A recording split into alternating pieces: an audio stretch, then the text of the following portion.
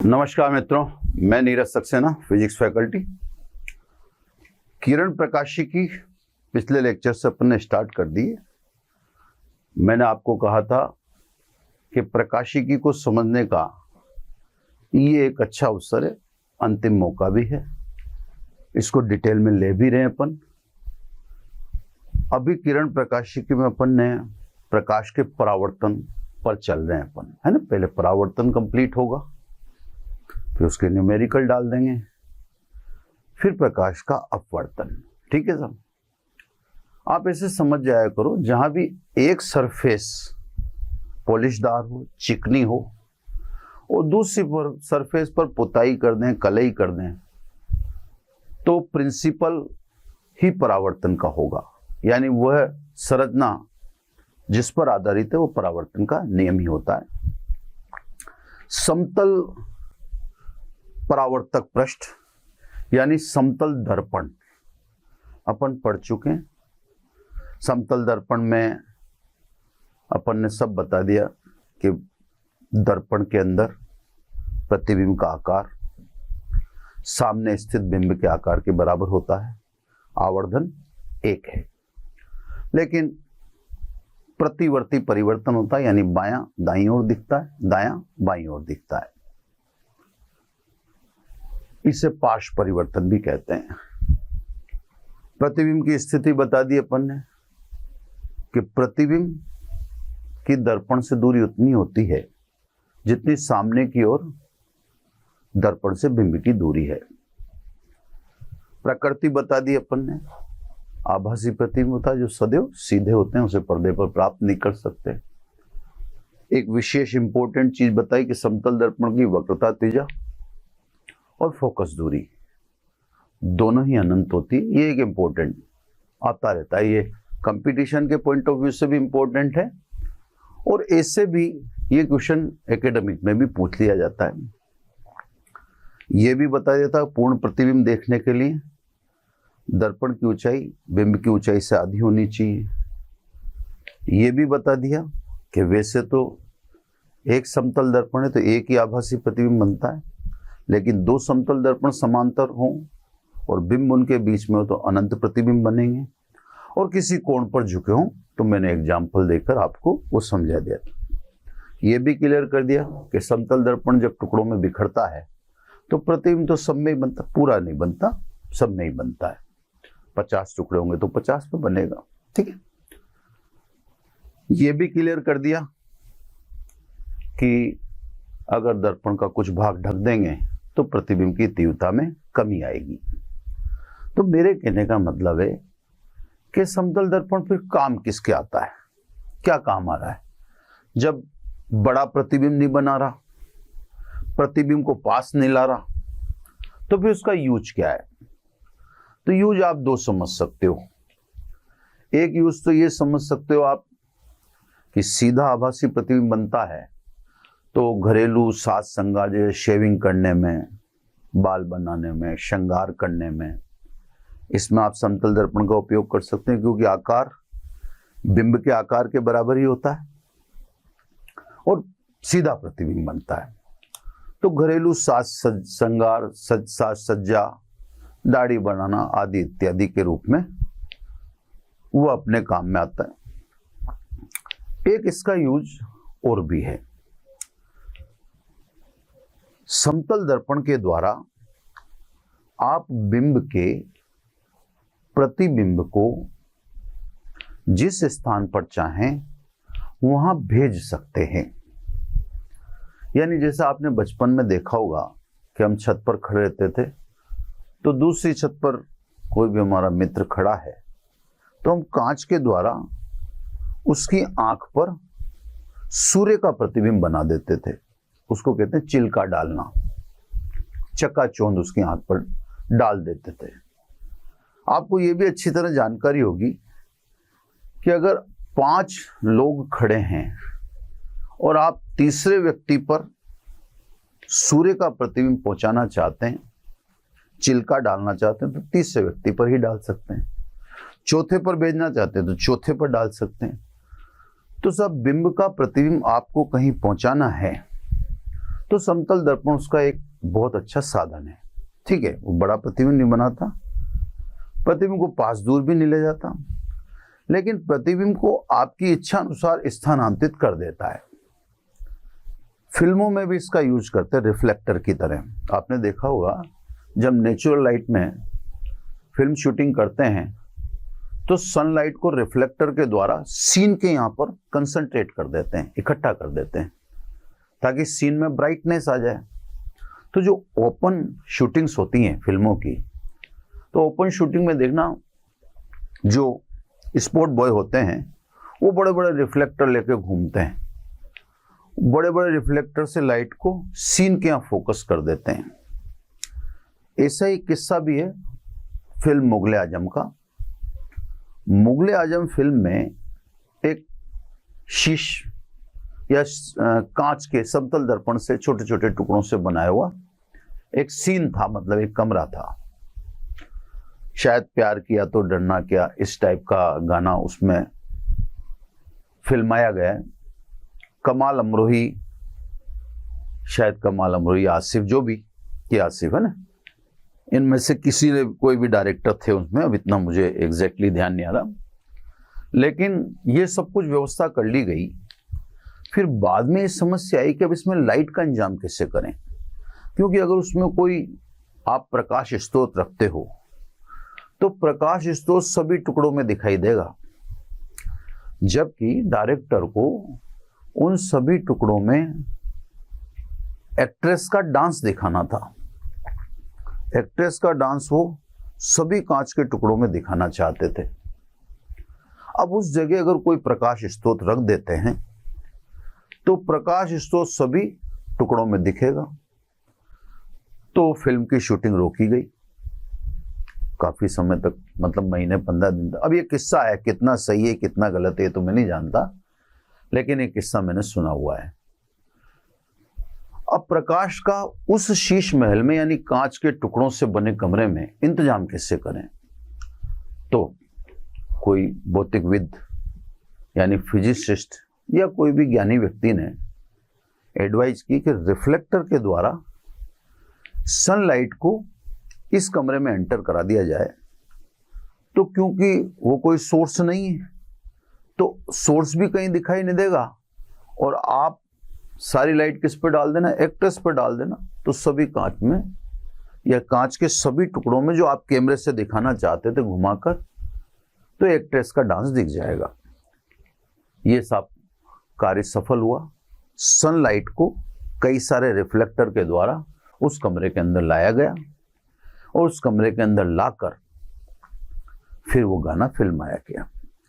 तो समतल दर्पण के आप दो यूज समझ सकते हो, घरेलू साज श्रृंगार और बिंब के प्रतिबिंब को अपनी इच्छा अनुसार किसी स्थान पर पहुंचाना। तो परावर्तन का एक उदाहरण मतलब समतल परावर्तक पृष्ठ अर्थात समतल दर्पण कंप्लीट हुआ। ठीक है, अब आ जाएं दूसरी बात पर, गोलीय परावर्तक पृष्ठ। ठीक है ना, गोलीय परावर्तक पृष्ठ मतलब सीधा सीधा गोलीय दर्पण। अब अपन गोलीय दर्पण पढ़ने चले हैं, है ना। स्फेरिकल मिरर, ठीक है, स्फेरिकल मिरर, क्लियर सब। अब वापिस से कहानी नए सिरे से चालू होगी, है ना। पहले तो सब कंस्ट्रक्शन, गोलीय दर्पण को बनाते कैसे हैं, तो गोलीय दर्पण को कैसे बनाते हैं उसके लिए पहले देखो आप, ये कांच के खोखले गोले लिए, ये इनका केंद्र है। केंद्र का बहुत ज्यादा महत्व है, कैसे महत्व है मैं आपको भी समझा दूंगा। तो ये दोनों ही कांच के खोखले गोले हैं, कांच के खोखले गोले। ठीक है साहब। अब कांच के खोखले गोलों पर से एक वृत्ताकार चकती आप काट दो। तो सब वृत्ताकार चकती काट दें। ये सब अपन ने वृत्ताकार चकती काट दी। ठीक है साहब। उधर वाला भाग एक वृत्ताकार चकती कटा हुआ दिखेगा। अब काटे गए भागों में एक सरफेस पर आप कर दें कलई। जैसे इसमें तो यहां पुताई कर दी आपने, ये पुताई को दिखाने का तरीका। इसमें तो बाहर की तरफ आपने पुताई की, इसमें आपने अंदर की तरफ पुताई कर दी, है ना। थोड़ा सा सब मेरे पास व्यवस्थाएं वैसी नहीं है जैसी आपके पास होंगी। अब ऐसी स्थिति में इसमें तो पॉलिशदार पृष्ठ ये रही, जो चमकीली पृष्ठ है उसको कहते हैं पॉलिशदार। तो इसमें तो पॉलिशदार पृष्ठ अंदर की तरफ दबी हुई है। इसकी बात करें तो इसमें पॉलिशदार पृष्ठ ये बाहर की तरफ है। पॉलिशदार पृष्ठ का मतलब परावर्तक पृष्ठ। तो सब एक सरफेस पर आप पुताई कर देंगे तो दूसरी सरफेस परावर्तक पृष्ठ का काम कर देगी, चिकनी पॉलिशदार पृष्ठ का काम कर देगी। इनको अलग अलग निकाल दें। इसमें से भी निकाल दूं, इसमें ये निकाल दी सब, ये वाली कलई इस तरह से हो ही रही है ना। इसमें से भी निकाल दें, ये सब इसमें ये निकाल दी, इसमें कलई अंदर हो रही है। ठीक है। तो दो प्रकार के दर्पण आपको मिलेंगे, ए और बी। ठीक है सर। इन दर्पणों को क्या क्या बोलते हैं अब वो बात करेंगे। तो सब पहले एक ही बात करें। ए में किनारों की तुलना पे परावर्तक पृष्ठ धसी हुई है, दबी हुई है। जिसमें किनारों की तुलना में परावर्तक पृष्ठ धसी हुई हो, दबी हुई हो, उस दर्पण को कहते हैं अवतल दर्पण। अंग्रेजी में इसे कहेंगे कॉनकेव मिरर। ठीक है सर। दूसरी पृष्ठ देखें अपन तो इसमें किनारों की तुलना में चमकीली पृष्ठ यानी परावर्तक पृष्ठ उभरी हुई है। इसे कहते हैं हम उत्तल दर्पण यानी कॉन्वेक्स मिरर। ठीक है साहब। तो सब दर्पण के दो प्रकार हैं। एक अवतल दर्पण है जिसमें पॉलिशदार या परावर्तक पृष्ठ किनारों की तुलना में दबी हुई होती है। इस दर्पण को हम कहते हैं अवतल दर्पण। दूसरी जिसमें परावर्तक पृष्ठ किनारों की तुलना में उभरी हुई है उसे कहते हैं उत्तल दर्पण। क्लियर? दर्पण हमेशा परावर्तन के सिद्धांत पर आधारित होते हैं या इनकी कार्यप्रणाली परावर्तन के सिद्धांत पर आधारित है ना। तो मैंने आपसे कह रखा है जिसकी भी एक सरफेस पर आप पुताई कर दें तो दूसरी सरफेस उसकी परावर्तक पृष्ठ का कार्य करेगी। ऐसी जो भी संरचना बनेगी उसे आप दर्पण बोलेंगे, और दर्पण बोलेंगे तो उसकी कार्य प्रणाली का सिद्धांत परावर्तन का सिद्धांत हो गया, परावर्तन का नियम होगा। क्लियर सब? तो पूरी स्टोरी को एक बार सुना देता हूं। कांच के खोखले गोले की सतह पर से वृत्त के आकार की चकती को, थाली प्याली जैसी है, अब 3D इमेज करो आप, ये गोला है, वृत्त नहीं है, ये दोनों ही गोले हैं।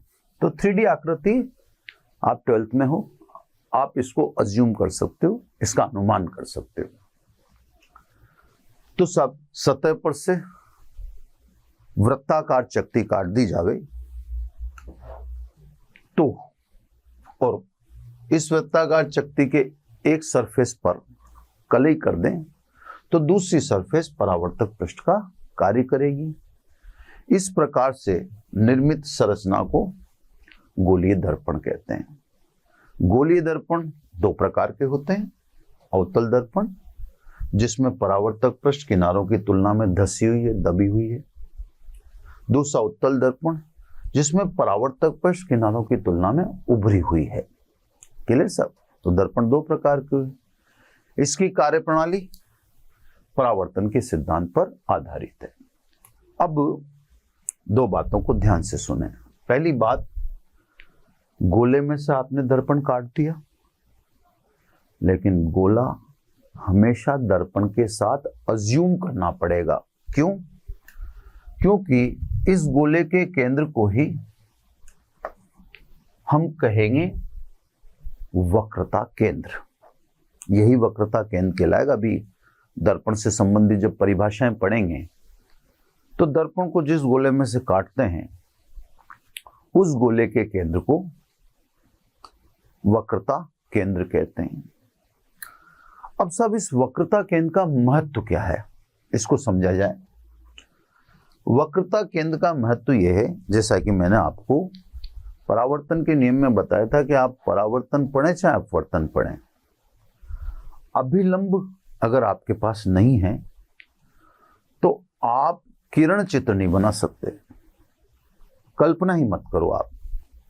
तो आपका किरण चित्र बनाने के लिए, यानी प्रतिबिंब की पोजीशन जानने के लिए आपको अभिलंब चाहिए। अब गोलीय दर्पण, ठीक है, समतल पृष्ठ पे तो आप लंब खींच देते हैं। गोलीय जो पृष्ठें हैं, गोलीय परावर्तक पृष्ठें हैं, उन पे अभिलंब कैसे ढूंढेंगे? तो हम इस बात को जानते हैं कि गोला है, इस गोले के केंद्र से किसी भी बिंदु को आप मिला दें, किसी भी बिंदु को, ये सदैव गोलीय पृष्ठ के लंबवत ही होता है। तो गोलीय या वक्रता केंद्र को गोले की सतह पर किसी भी बिंदु से मिलाने वाली रेखा सदैव अभिलंब का कार्य करती है। तो सब आपको जब भी, क्योंकि अभिलंब बिना तो आपका काम होगा ही नहीं ना, तो जब भी आपको अभिलंब रिक्वायर हो, क्योंकि अभिलंब बिना तो आप चित्र बना ही नहीं सकते, तो आप जो गोलीय पृष्ठ है उसका केंद्र अज्यूम करना, क्योंकि उससे एक गोला तो बनाना ही पड़ेगा ना, एक अजम्पशन तो रखना ही पड़ेगा। जैसे मान लीजिए ये सब अवतल दर्पण है, देख लो, तो मुझे ये तो अज्यूम करके चलना ही पड़ेगा। सॉरी, अब एग्जैक्टली देखो, गोल बनाने में बिना उनके दिक्कत होती है, हालांकि बन तो जाता है। तो ये सब, ये तो आपको अज्यूम करके ही चलना पड़ेगा, ये भाग, जबकि है नहीं, और ये अज्यूम करेंगे तो केंद्र भी आपको अज्यूम हो जाएगा, यानी वक्रता केंद्र भी हो जाएगा। और वक्रता केंद्र हो जाएगा तो इसको दर्पण के किसी भी बिंदु से मिला देंगे तो वो आपके सदैव किसका कार्य कर रहा है? अभिलंब का। तो कहने का मतलब, दर्पण भले ही निकल कर चला गया हो, उसको तो अलग कर ही लिया ना आपने, लेकिन दर्पण जिस गोले में से निकाला है उसका केंद्र आपके हमेशा काम आएगा, क्योंकि वही आपको किसका सुझाव देगा? अभिलंब का। ठीक है सब।